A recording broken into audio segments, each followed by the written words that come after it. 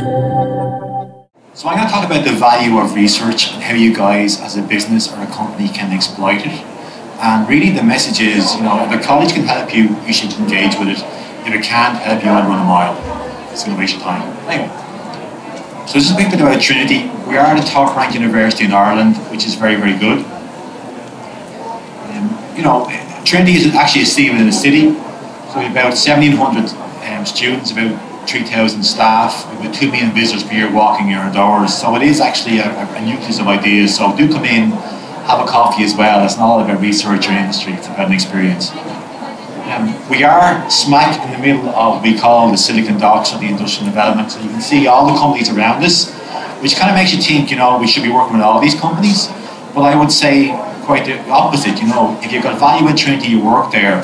We've got a global reach and a national mandate. So because you're not in Dublin, you're based in Mulgar or Wicklow or Cork or Boston or Berlin, we still work with you. So the thing is, if you have value, work with us. If we have no value, I wouldn't work with us.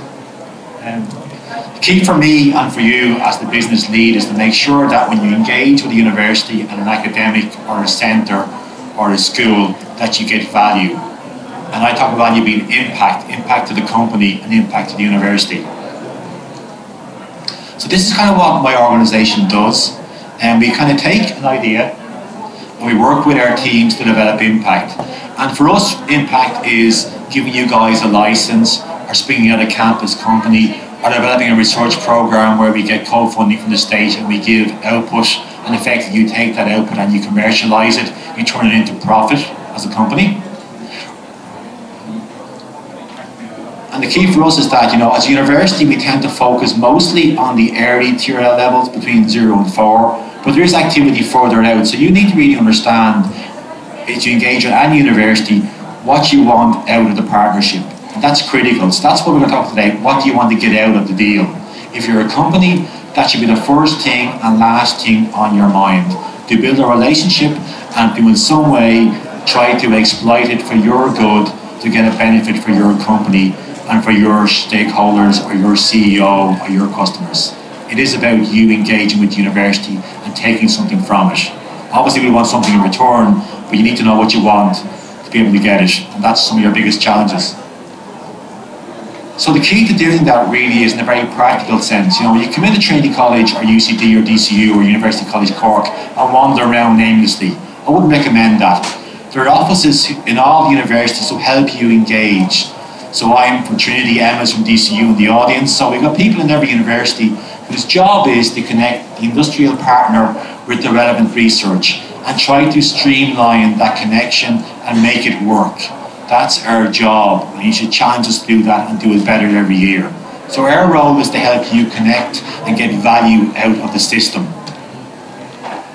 And again, this is some things that Trinity's good at, from intelligent content to Internet of Everything or Things, to cancer, to aging, to nanotechnology, to medical devices. There's expertise in all those areas, and really your challenge to me and my team is to come in, meet with my staff and say, hi, I'm company X, I've got this challenge, this problem, this aspiration. How can you as an organisation help me succeed in meeting that need? And that's my role.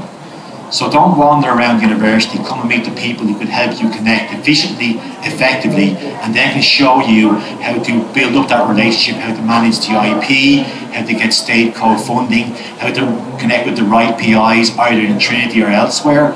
And sometimes they'll tell you, listen, that's not us, kindly go away, go talk to Tyndall or Cork, and that's fine too, if you guys get value. So this is Trinity. I suppose just quickly the slide shows you a lot going on. We have centres on connecting networks, we have centres on intelligent content, we have immunology centres, we have biotechnology centres, we have centres on natural capital. And really your challenge is to figure out what's going on there. And to do that you'd be absolutely stupid. Come in and talk to somebody who understands what's going on and put your question, your problem, your desire to me or my team, and let myself and my team do the donkey hours to bring the solution to you. Be smart, do the smart move, make the system work for you, don't work against it. It's designed to do something. If you try and book the system, you'll just get frustrated and leave. This is an example of one of our centres called Connect. It's an SFI centre. So SFI, you probably know already, they fund these large-scale industrial engagements. They're involved in all the universities, there's 12 centres. This one is on connections, networks, and that kind of thing. It brings in senior companies, both SMEs and multinationals, both national and international, and it helps them interface into the ecosystem of the university and get value out. And that's what they're measured against. That's what they're funded for. So again, you know, if you're interested in finding out what we do, come in and say, okay, I've got a problem in IoT, problem in medical devices, in supply chain management and natural capital. How can Trinity as an institute help my company and me get that problem solved? That should be your first point of call. There is a system in place, and this is the Trinity system.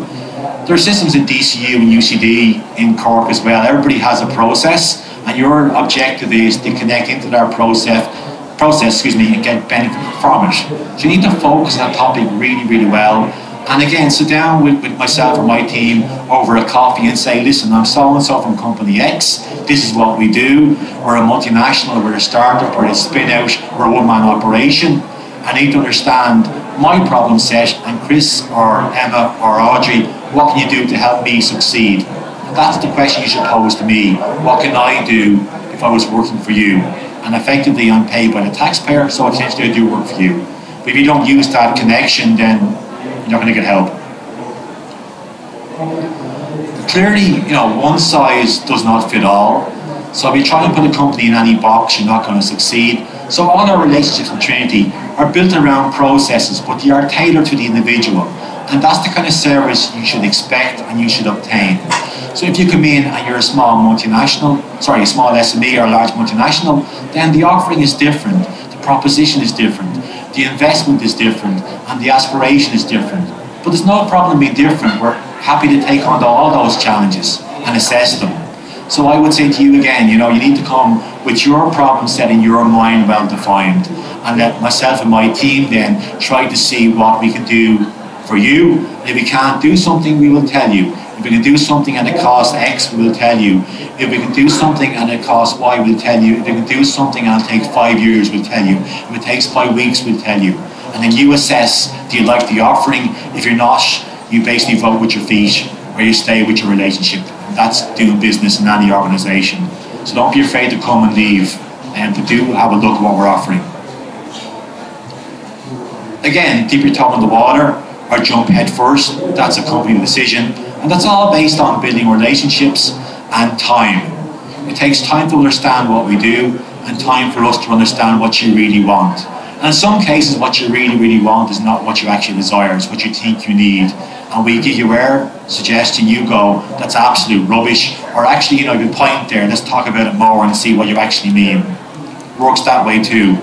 But you know, your universe is centered around you. And when you come to university, you should have one radio channel tuned in. It's called W2FM. What's in it for me?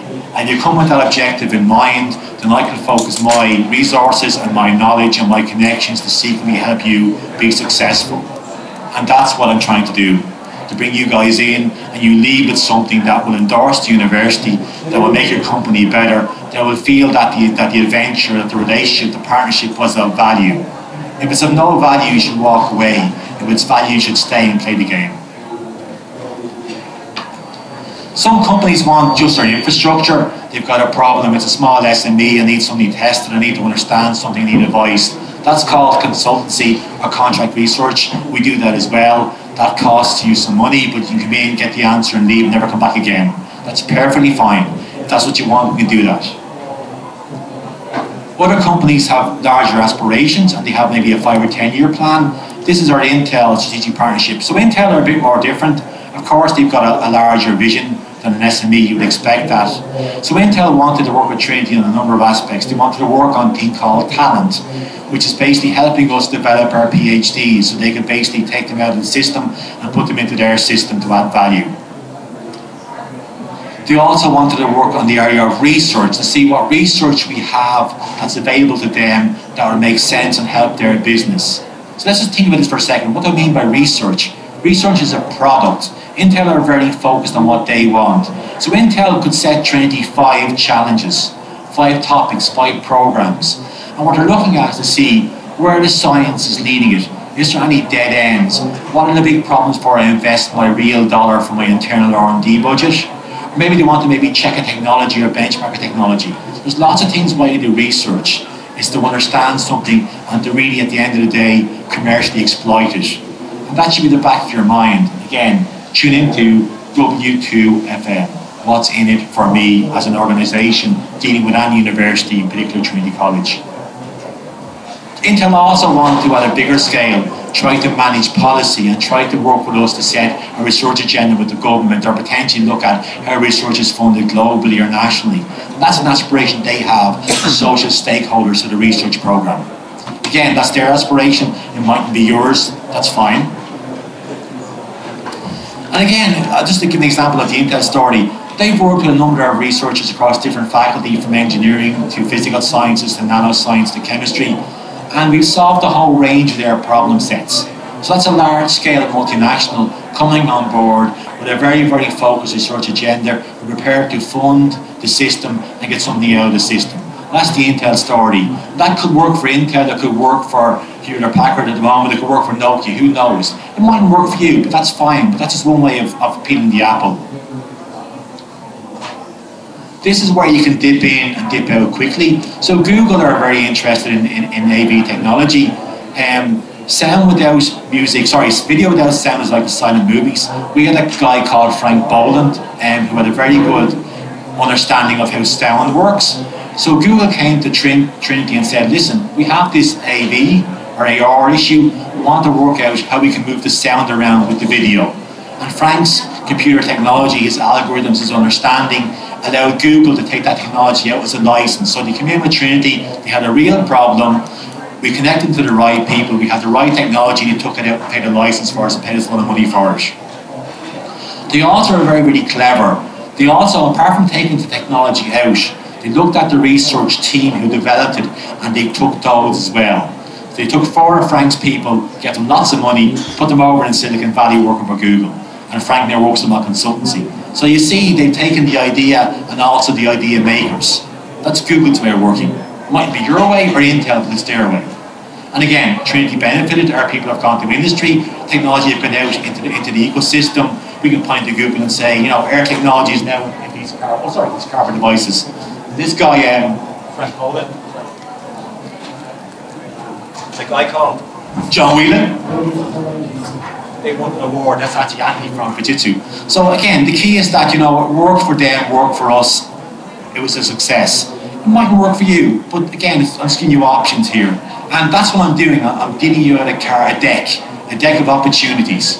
You've got to pick what's right for your company, as a small SME, as a multinational, as a startup, or as somebody else. This guy with the long hair is called Jonathan Coleman. He's a very, very clever individual and very smart. And what Jonathan did was, he looked at taking a material called graphene, which is one of these fantastic materials. I won't bore you with the science, at this stage of the day people are tired. But Jonathan looked at what graphene can do and then put some sanity check on it. He basically took away and mixing it like a deck of cards in a solution. And then he made very, very specialised material with very, very good properties called 2D nanomaterials. It's a buzzword, like a lot of buzzwords. It's the most conductive material, the most strongest, the most photogenic, the most transparent. Does everything bar sing and dance, okay? But by itself it's practically useless. But you have to be able to handle it and mix. As a company, having one graphene sheet, not very good. So Jonathan found a way of actually making this in bulk. Then he actually went and published papers in Nature and Science, which is the top tier research journals. And what Jonathan showed in his very, very clever way is that really excellent research has got an impact in business. If you can translate it in the right way, if you can tell what it does research-wise, but also understand its business application. So Jonathan is 3 things. He's intelligent, smart, and savvy. And they're not the same things in the business environment. That's what he's got in spades. It makes him special. He then was on the news. So Jonathan spent ages in the lab making all these big machines, and turned out he could make this stuff on the kitchen blender for 40 euros out of Argos if he did it right. So he's a salesman as well. What he did though, effectively, he took his licensed technology and a company called Thomas Swan now make the material commercially to sell to other companies, and also a company called Samsung, who are quite big apparently in Asia. They popped over and took a few licenses of technology to put into large screen displays. So you've got really good people, really good technology, really good science, and really good 5 minutes to go. You can move all this along the line, and companies like it and want it. Okay, so that could be your story. It could be the Intel story. It could be the other story. Okay, you've got to invent your own story, and we're there to help you. On the social slide, this is one of our key students, lady called Assault Assault. She did a startup company on social entrepreneurship where she's feeding the multitudes. So it's not all about graphene or nanochips, it's about really putting something back in the community. We can connect you to Europe. This is you guys. We can connect you to the funding ecosystem. This is very important. You read this yourself because I'm getting tired talking. The one rule to take home is if you're working with somebody, work with the best. That's the only thing I would say, because you want the best results in the best people. And that mightn't be Trinity, it mightn't even be in Ireland, but find the best people to work with. There are state systems, how to leverage your investment. We can talk about all those all day, but there are ways of de-risking your research financially, and you can pay zero money, you can pay fully funded money or half the money. That's all to talk about, and people in the audience here, myself, will help you manipulise and plug into those systems. Their job, don't worry about it, it can be done. We have innovation by the bucket load in Trinity. Come talk to us if you're very interested. Great activity going on. Come in for a coffee anytime. We've got our own seed fund for helping startups. We're also very connected with other universities. I mean, it's a national agenda. We work particularly with the RCSI and our consortium. We also have connections with other universities, and we're happy to work as a collaboration with any company. That's me being photoshopped. So the key message is, if we have something to offer you guys, come talk to us. We don't know what we have until you come talk to us. And if you're really good, we come talk to us, you might be successful. But the most important thing is come talk to us. And I would say again before I leave, do come and talk to us. And yeah, that's it, come talk to us. Coffee's free and so is advice, but research costs money. Be done.